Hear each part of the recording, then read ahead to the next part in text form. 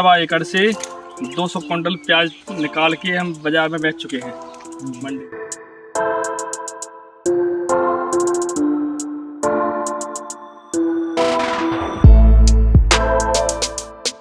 Moisture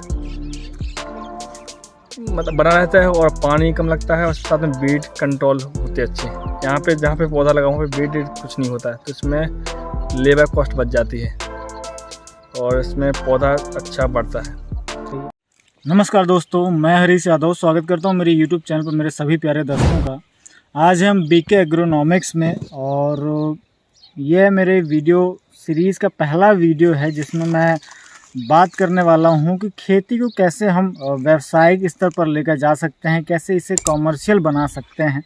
आज हमारे साथ जुड़े हुए यहाँ के ओनर जो कि खुद बीएससी उन्होंने एग्रीकल्चर से की हुई है और अपने क्षेत्र के काफ़ी लोगों को वो प्रेरित भी कर रहे हैं। साथ में इनका कृषि यंत्र की और जो बीज भंडार की दुकान भी है, तो मतलब एक तरीके से पूरा इनके पास मॉडल है और साथ में एक नेटवर्क है जिस तरीके से अपने क्षेत्र के लोगों को प्रेरित कर रहे हैं कि वो भी जैसे इन्होंने अपने यहाँ पर मॉडल अपनाया हुआ है तो अन्य लोग भी इनको देखकर ऐसे मॉडल अपनाएं। तो मैं आज इनसे जुड़ूंगा और जानूंगा कि किस तरीके से कोई भी किसान भाई जिसके पास 2 एकड़ 3 एकड़ या 1 एकड़ 2 एकड़ 3 एकड़ का खेत है तो उसमें वो किस तरीके से सब्जियों की खेती कर सकता है, किस तरीके से बागवानी के मॉडल ले सकता है। साथ ही साथ अगर वो इनके साथ और दूसरे मॉडल लेना चाहता है जैसे बकरी पालन का, मुर्गी पालन का, तो किस तरीके से उसको एक साथ करके वो इस फार्मिंग को कॉमर्शियली बना सकता है और खेती से ही वो अच्छा आय उत्पन्न कर सकता है। तो चलिए चलते हैं और मिलते हैं पहले फार्म ओनर। नमस्कार सर, स्वागत है हमारे यूट्यूब चैनल पर आपका। जो भी दर्शक आपको देख रहे हैं अपने बारे में थोड़ा सा बताइए और अपना ये फार्म कहाँ पर है और ये कितने दिनों से आपने शुरू किया इसके बारे में थोड़ा सा बताइए। नमस्कार, मेरा नाम सुभाष कुशवाहा है। मैं छतरपुर एमपी से हूँ और मेरा छतरपुर से 30 किलोमीटर में दूर लखनऊ गाँव पड़ता है, वहाँ पर मेरा ये फार्म है। तो यहाँ पर हम वेजिटेबल्स क्रॉप के साथ साथ फील्ड क्रॉप भी लेते हैं जी। हमारे यहाँ पे 6 एकड़ का फार्म है। तो इस पर हम वेजिटेबल्स में जैसे अभी हम खरीफ के सीज़न में अभी सवा एकड़ से 200 क्विंटल प्याज निकाल के हम बाज़ार में बेच चुके हैं मंडी में जी।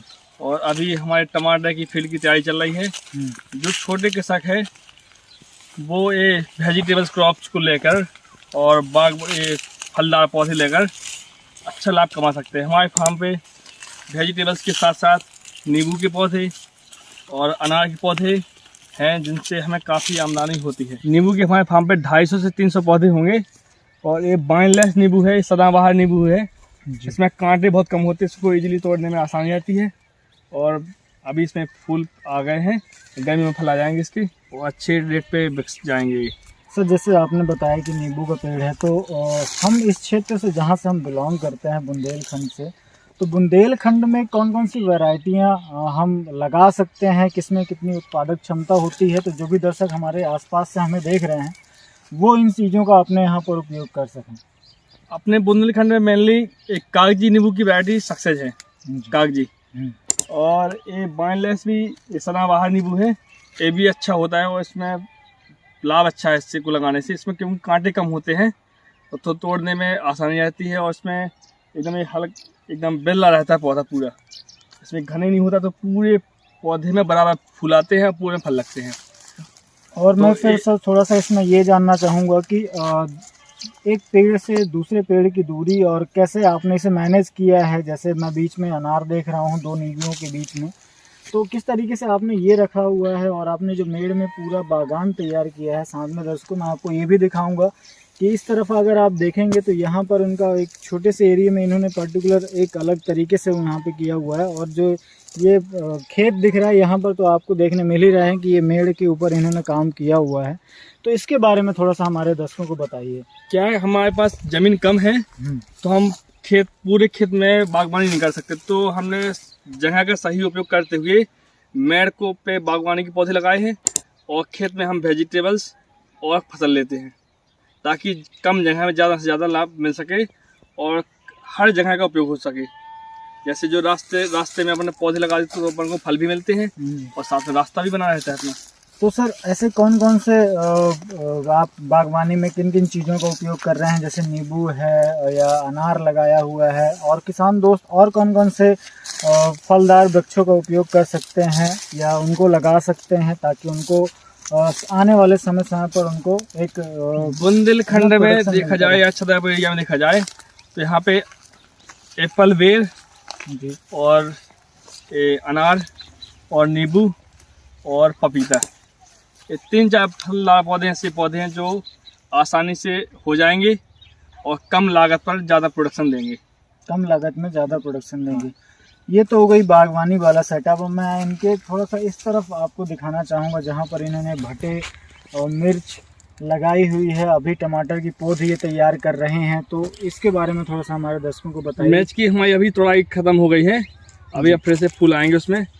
और मिर्च इसलिए लगाए हम कि मिर्च में थोड़ा खर्चा कम आता है और प्रोडक्शन ज़्यादा होता है, लंबा प्रोडक्शन मिलता है उसमें। टमाटर हमने हमारे लगे हुए थे तो वो हमने अलग कर दिए।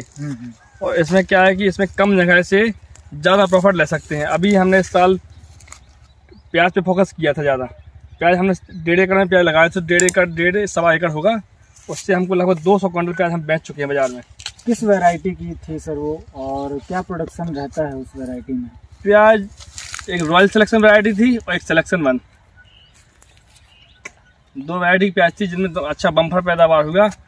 और इस साल हम टमाटर की पैदावार नहीं ले पाए। टमाटर हमने लगाया नहीं ज़्यादा, इसलिए लगाया क्योंकि पिछली साल लॉकडाउन की वजह से रेट नहीं मिल पाया, तो इसलिए टमाटर लगाया नहीं। टमाटर में भी अच्छा प्रॉफिट होता है।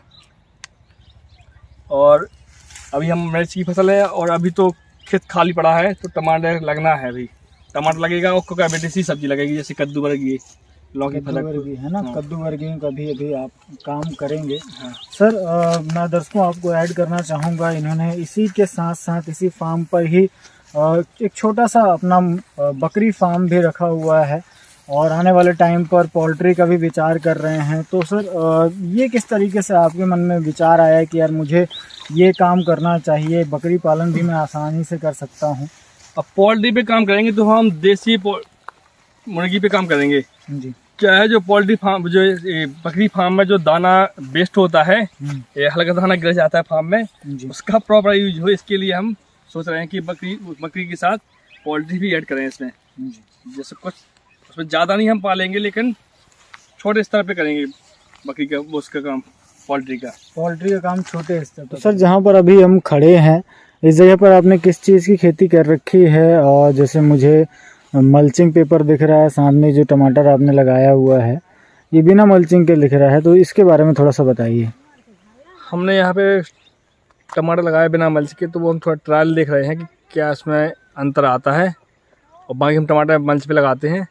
और यहाँ पे हमने तरबूज लगाया है जी। तरबूज की खेती हम यहाँ पे पहली बार कर रहे हैं, और अभी हमने थोड़ी जगह में ही लगाया है, लगभग 30 डिसमिल में लगाया होगा जी। लेकिन इस साल ट्रायल के रूप में लगा रहे हैं हम टमाटर, मतलब ये तरबूज। यदि इस पर प्रॉफिट आता है अच्छा इस साल, तो अगली साल से लार्ज स्केल पे काम करेंगे इस पे जी। तो मल्चिंग लगाने का क्या फ़ायदा होता है सर, थोड़ा सा ये बताएं। मॉइस्चर मतलब बना रहता है और पानी कम लगता है, और साथ में बीट कंट्रोल होते अच्छे। यहाँ पे जहाँ पे पौधा लगा वहाँ पे बीट कुछ नहीं होता है, तो इसमें लेबर कॉस्ट बच जाती है और इसमें पौधा अच्छा बढ़ता है, तैयार अच्छा होता है। देख रहे हैं जी, ये हम टमाटर के लिए फील्ड तैयार कर रहे हैं, टमाटर और कोका बेटेसी के लिए। अभी इसमें हमने कुछ ऑर्गेनिक खाद डाले हैं, कुछ इनऑर्गेनिक, दोनों खाद डाले हैं इसमें। और इसकी आज हमने वो डिप्लॉइंग करवा दी है। अब इसमें 1 महीने के अंदर इसमें टमाटर की ट्रांसप्लांटिंग हो जाएगी, जो हमारे यहाँ पे समय के इस टाइम पे बिकता है टमाटर। तो सर ये कितना एरिया है इसमें, आप लगभग कितना 1 से 1.25 एकड़ होगा ये। 1 से 1.25 एकड़, हाँ। और जैसे अभी आप मुझे बता रहे थे, आपने अभी गर्मियों के लिए किस प्रकार से तैयारी करी है, कद्दू वर्गीय फसलें हैं और क्या क्या लेते हैं? इसमें आधे खेत में कद्दू वर्गीय सब्जी रहेगी जी, और आधे खेत में टमाटर रहेगा। अच्छा। टमाटर में क्या, हमारे यहाँ से टमाटर बाहर सप्लाई होता है, तो अच्छा रेट रहता है टमाटर का, तो गर्मियों के लिए टमाटर की तैयारी कर रहे हैं हम लोग। सर मैं सबसे बड़ा सवाल इसमें ये आ जाता है कि ये सारे मॉडल तब चलते हैं या तब सफल होते हैं जब पानी की मात्रा, पानी की उपलब्धता जो होती है हमारे पास वो सही बनी होती है। तो अपने यहाँ पर अभी वाटर लेवल क्या है, और गर्मियों के समय पर कोई परेशानी? नहीं, हमारे यहाँ भी वाटर लेवल बहुत कम है, लेकिन हम लोग यहाँ पे ड्रिप का उपयोग करते हैं, वो टपक सिंचाई विधि का, जिससे कम पानी लगता है। और जो आप फल पौधे देख रहे हैं इसमें भी ड्रिप का सिस्टम लगा हुआ है पूरे पौधों में, तो पानी कम से कम लगता है और सभी पौधों को बराबर पानी मिलता है। और फर्टिलाइज़र वगैरह सब कुछ हम ड्रिप के द्वारा देते हैं, तो लागत कम आती है। और सर मैं ये जानना चाहूँगा, जितने भी पौधे आपने लगाए थे लगभग अभी कितना आपने प्रोडक्शन इन 3 सालों में लिया है, 4 सालों में कब आपने प्रोडक्शन लिया है, और उससे लगभग कितना लागत के साथ और कितना प्रॉफिट हुआ, ये अगर हमारे दर्शकों को समझा सकेंगे तो अच्छा रहेगा। अभी जैसे देखा जाए बागवानी वाले पौधों से प्रॉफिट हमें कम हुआ है, लेकिन उसमें खर्चा भी ज़्यादा नहीं हो रहा है, लेकिन पर पौधा 50 से 100 किलो नींबू मिल रहा है हमको अभी जी। और अनार तो कम ही निकल पाते हैं, अनार की अभी सेलिंग नहीं चल रही। अनार वो हम यहाँ पे थोड़ा सूटेबल नहीं है, और बाकी सब्जी वाली फसल से और क्रॉप फील्ड से दोनों से प्रॉफिट अच्छा मिलता है। और साथ में आपने बकरी पालन भी किया हुआ है और इसे इम्प्लीमेंट कर रहे हैं, तो ये बताइए कि अगर इस मॉडल को कोई अगर आगे लेकर जाता है तो किस हद तक उसे मुनाफा हो सकता है, क्योंकि हम सीधी सी बात कर रहे हैं कि यार जो पढ़ा लिखा युवा है वो किसी की नौकरी ना करके अगर खुद का व्यवसाय शुरू करना चाहता है तो इसमें अगर मुनाफा अगर वेजिटेबल्स क्रॉप और फील्ड क्रॉप का मॉडल हम इसलिए साथ में लिए क्योंकि जैसे बकरी फार्म किए हम, तो बकरियों के लिए जो दाना और भूसा फील्ड क्रॉप से ही मिलेगा जी, वो खर्चा कम करेंगे। हम फील्ड क्रॉप भी लेते हैं और वेजिटेबल्स से मुनाफा ज़्यादा मिलता ही है, तो इन तीनों मॉडल को हम साथ में लेकर इसलिए चल रहे हैं ताकि कम समय में और कम जगह से ज़्यादा लाभ हो सके।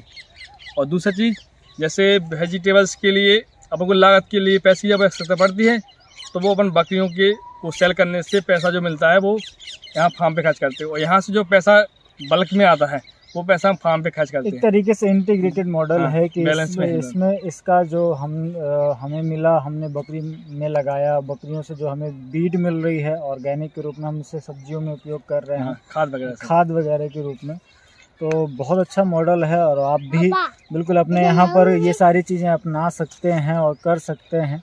अगर आपके पास 1 एकड़ 2 एकड़ की ज़मीन है और आप बिल्कुल इस तरीके का मॉडल लेकर जाते हैं तो बिल्कुल सफल हो सकते हैं। और अधिक जानकारी के लिए सर का नंबर मैंने दिया है, आप कांटेक्ट भी कर सकते हैं। अगर इस क्षेत्र से बिलोंग करते हो तो एक बार इनके फार्म पर विजिट जरूर करें। Thank you very much.